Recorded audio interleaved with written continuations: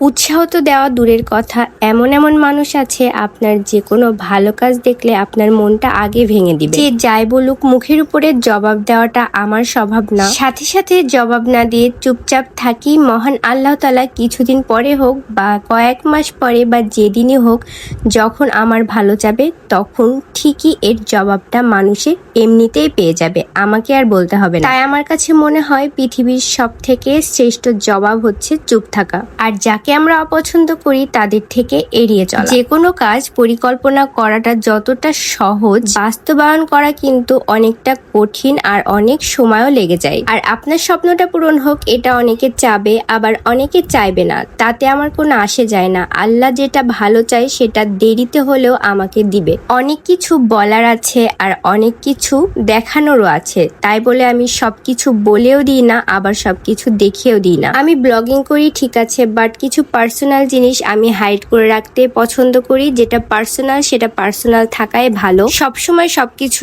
সব করতে হয় না, এটা আমি মনে করি। কিন্তু অনেকে অনেকভাবে ব্লগিং করে, সেটা তাদের পার্সোনাল বিষয়। আমি এগুলো নিয়ে কখনোই কথা বলি না আর বলতেও চাই না। যাই হোক, সব মিলিয়ে খুব অসুস্থর মধ্যে দিয়ে যাচ্ছি। বাসায়ও সবাই অনেক অসুস্থ, আমিও খুব অসুস্থ। তারপরেও এখানে আসতে হলো আজকে আমার খুব কষ্ট করে, কারণ আমি এই নিয়ে 2 দিন আসলাম। আমার এখানে সবসময় থাকার কথা ছিল, বাট আমি অসুস্থতার কারণে পারছি না। আর আমাদের চুয়াডাঙ্গার ওয়েদার তো একদম মালদ্বীপের মতো হয়ে গেছে, এই রোদ এই বৃষ্টি। বাসা থেকে বের হলাম, রোদ ছিল, অটোতে উঠতে উঠতে বৃষ্টি। কি আর করব, তারপরে কাজ টাজ শেষ করে ওয়েট করছিলাম কখন বৃষ্টি ছাড়বে। তো বৃষ্টির মধ্যে আমরা একটু সাইডে চলে এসে একটু চটপটি খেয়ে নিলাম। এটা ছিল প্রিন্স প্লাজার সামনে মাংসের একটা চটপটি পাওয়া যায় ওটা, এটা খুবই মজা লাগছিল খেতে, গরম গরম ঠান্ডা ঠান্ডা বৃষ্টির মধ্যে।